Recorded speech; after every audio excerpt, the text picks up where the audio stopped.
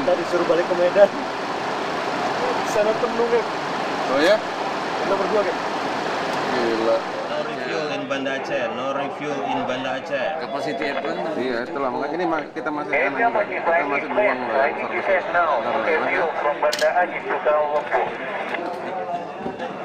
Standby, standby. Kira-kira 50 menit. Sampai habis. Nggak ada lagi ke tutupan. Maksudnya nanti kalau kita landing ya kita habis refuel. Sementara belum ada permintaan. Oke, Pak. Oke, oke.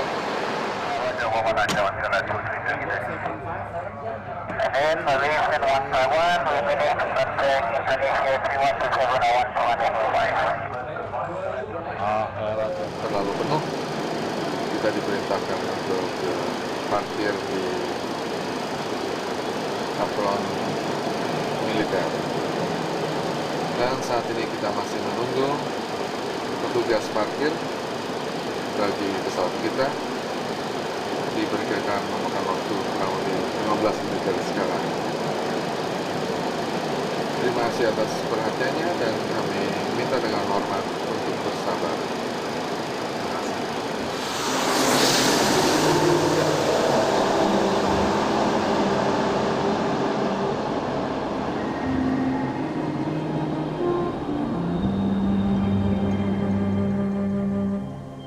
Bencana gempa dan tsunami telah memporak-porandakan Nanggroe Aceh Darussalam dan Sumatera Utara. Perhatian masyarakat dari seluruh penjuru dunia pun tersita untuk saling bahu-membahu meringankan penderitaan para korban gempa yang diduga mencapai sekitar ratusan ribu jiwa. Bala bantuan pun terus mengalir, baik dalam bentuk makanan, medis maupun relawan.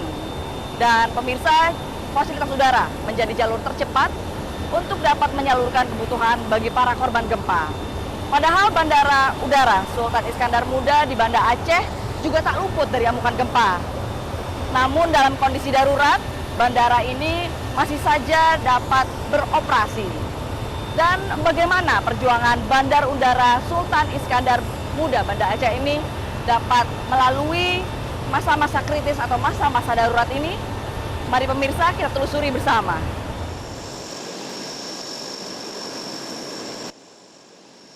Bumi Serambi Mekah membutuhkan uluran tangan. Bantuan berbondong-bondong memasuki Nanggroe Aceh Darussalam. Tak ada jalur darat yang dapat ditembus oleh pertolongan pertama sesaat sudah bencana. Tak ada pula angkutan lain yang dapat menerjunkan bantuan secepat angkutan udara.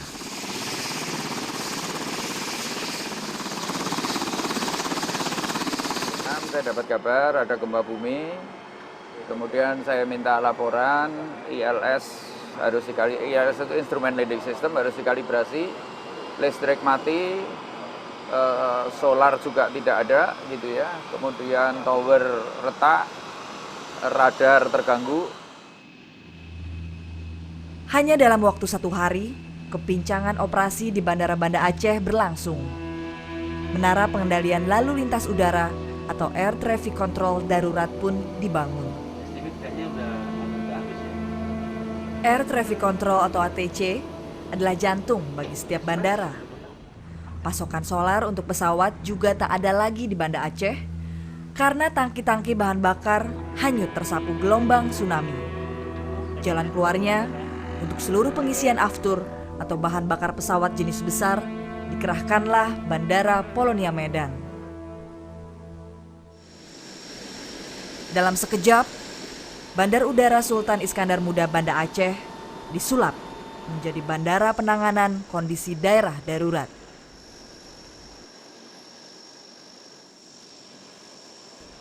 Rutinitas volume kedatangan dan keberangkatan yang umumnya mencapai 6 pesawat per hari melonjak pesat. Bandar udara warisan jajahan Jepang tahun 1942 ini dipaksa melayani kenaikan rata-rata 30 kali lipat penerbangan. Hari ke-11 pasca bencana misalnya, 134 pesawat internasional, 40 penerbangan domestik, dan 10 pesawat komersil mengantri di pintu gerbang Nanggroe Aceh Darussalam. Pesawat besar antara lain Hercules, Antonov, Ilyushin, Boeing 747, 737, 727, DC-10 memenuhi landasan Bandara Banda Aceh. Begitu pula dengan helikopter Chinook, Super Puma, dan Apache. Kondisi darurat Bandara Banda Aceh mengetuk hati negeri-negeri sahabat untuk membantu melancarkan penerbangan ke Banda Aceh.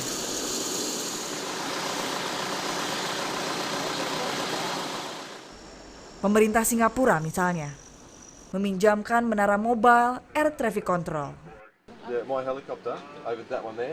He wants to climb to 2,000, take a photo, and then drop back down. He just wants to take a photo of the crash. Okay. So he wants to climb to 2,000 only for a short time and then back down and land. Is that okay? Okay. Alat ini dipinjamkan hingga kondisi lalu lintas udara di Bandara Banda Aceh dapat ditanggulangi. Pengelola bandara memperkirakan penerbangan ke Aceh akan terus meningkat tanpa batas waktu yang ditentukan. Karena bantuan tak hanya pada tahap evakuasi, tetapi akan berlanjut hingga proses rehabilitasi dan rekonstruksi di Nangro Aceh Darussalam.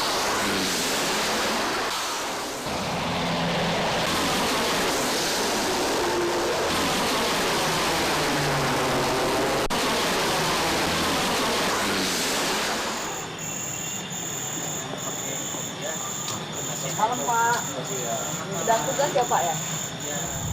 Yang dari Jakarta yang mana Pak? Saya sama ini. Berdua ya Pak ya? Dua, yang dua di lapangan. Terus mungkin Bapak bisa ceritain kan Pak, ini kondisinya kan di sini beda dengan di Jakarta. Itu gimana tuh Pak kalau di Jakarta sama di sini? Kalau di Jakarta itu pesawatnya sudah schedule, kondisinya sudah sedemikian rupa diatur supaya pesawat itu bagaimana bisa masuk dengan rapi, keluar dengan rapi juga. Tapi kalau di sini kan semrawut.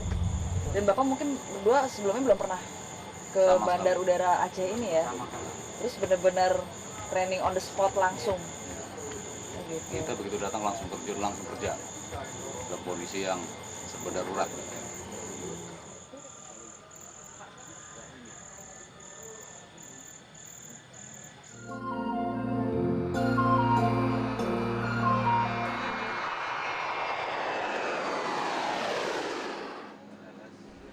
Para awak Bandar Udara Sultan Iskandar Muda Banda Aceh kewalahan akibat bencana. Satu di antara 98 petugas bandara menjadi korban gempa dan tsunami. Tak sedikit dari mereka ditinggalkan sanak saudara atau kehilangan harta benda. Para petugas Bandara Banda Aceh ini bekerja masih diselimuti rasa duka. Maka 20 petugas Bandara Jakarta pun ikut terjun untuk meringankan beban mereka. Sejumlah personil militer Australia pun dikerahkan di bagian ATC untuk mengatur lalu lintas keberangkatan dan kedatangan pesawat militer. 610, roger, proceed initially not above 500. Report 2 miles and I will advise when you can climb for your operation. And we're at 2 miles from the runway 24. Roger, sir, I've got your visual. Meski telah didukung berbagai pihak, kesemrautan tetap tak bisa dihindari di Bandar Udara Sultan Iskandar Muda. Yeah, it's very busy, so sometimes we have to wait for 2 or 3 hours before we can get in, or sometimes we don't get in at all and have to wait for another day to come in. Akhirnya pesawat dijatahi parkir selama 1 jam. Karena landasan parkir Bandara Banda Aceh seluas 2.500 meter hanya sanggup menampung 7 pesawat sekaligus. Nyatanya, sebagian besar pesawat molor menjadi beberapa jam. Alasannya, bongkar muat pesawat yang memakan waktu cukup lama. Bandara Sultan Iskandar Muda adalah bandara kecil yang hanya memiliki 1 unit alat pengangkut barang. Tak ada pula personil yang dapat dikerahkan untuk mengangkut bala bantuan skala besar. Pihak bandara tidak tinggal diam. Mereka memperingatkan pesawat-pesawat yang parkir melewati batas waktu dengan memberi notis to airmen. Namun peringatan tetap tidak digubris. Alasannya, seluruh bantuan memiliki misi prioritas atau harus segera didistribusikan.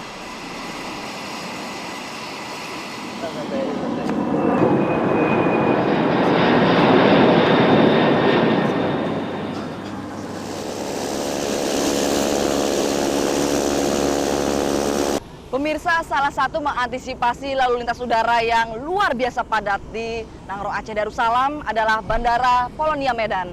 Saat ini saya telah berada di Bandara Polonia Medan, Sumatera Utara untuk menjenguk kegiatan bandara ini sebagai tempat persinggahan sementara di Banda Aceh.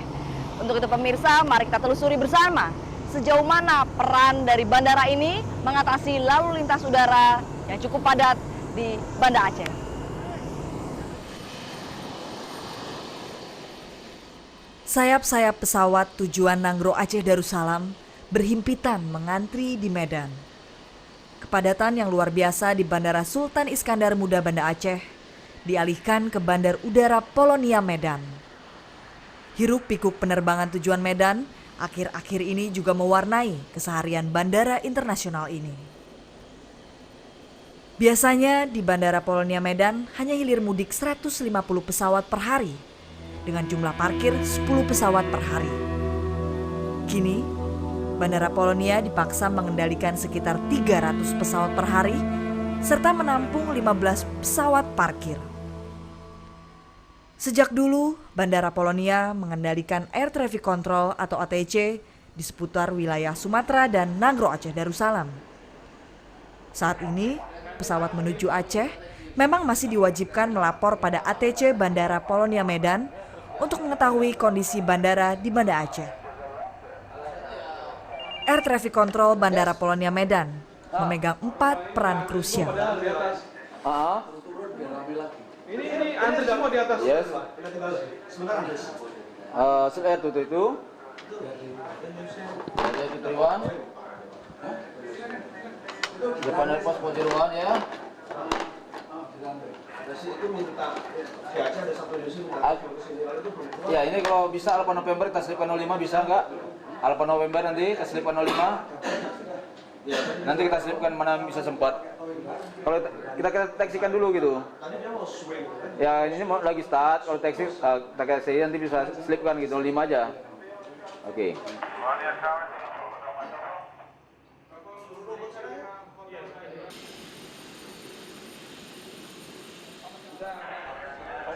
Area Control Center mengontrol penerbangan hingga 46.000 kaki.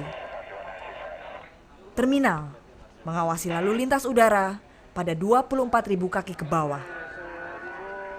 Approach Control Area mengontrol pesawat udara yang akan mendarat di bandara pada ketinggian 13 hingga 2.500 kaki. Dan pesawat yang akan parkir di landasan menjadi tanggung jawab menara di bandara. Hiruk-pikuk penerbangan di Medan begitu terasa. Pesawat silih berganti mendarat dan terbang setiap 2 menit. Keahlian petugas ATC mengatur lalu lintas yang luar biasa padat disebabkan oleh penggunaan patokan jarak pemisah standar internasional. Pesawat yang akan mendarat dan berangkat dipisah dengan jarak 8 mile. Jarak pemisah standar internasional itu pula lah yang menyebabkan petugas bandara optimis dapat terus melayani lonjakan penerbangan dengan fasilitas terbatas.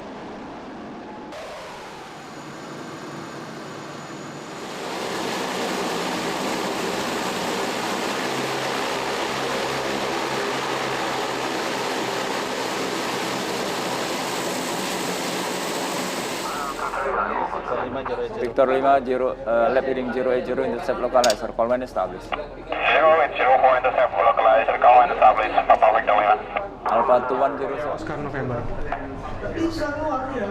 Oh, nggak bisa keluar, gara-gara nggak bisa keluar dari munturnya. Karena tahu kok diizinkan masuk ke sini?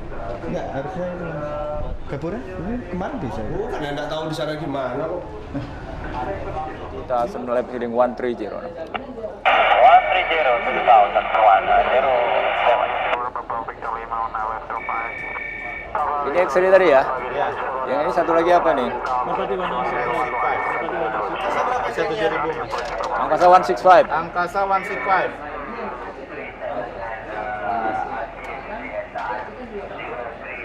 Still at 232, maintain 6,000, report when inbound here. 107, apa yang mau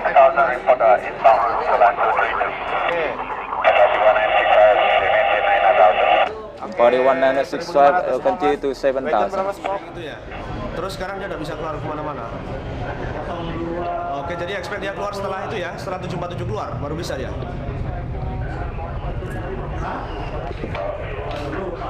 Narik ke belakang.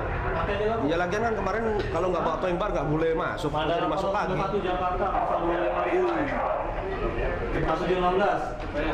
Rantai, nggak bawa juga kan? Oke deh. Itu ada ilusin yang dari Aceh standby juga mau ke sini review. Saya nggak kasih kalau ini belum keluar. Oke ya, expect, thank you.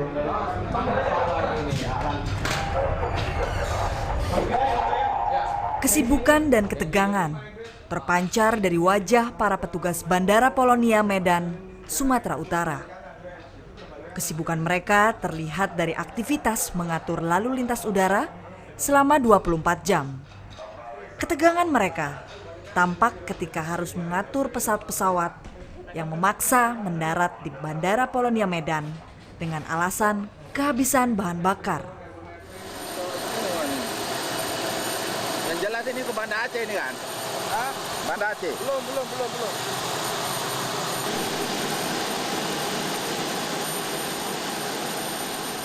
Saat ini Bandara Polonia Medan dijadikan pusat pengisian bahan bakar aftur bagi pesawat tujuan Banda Aceh. Sehingga pengisian aftur di Medan yang sebelumnya 10 ton, kini mencapai 40 ton per hari.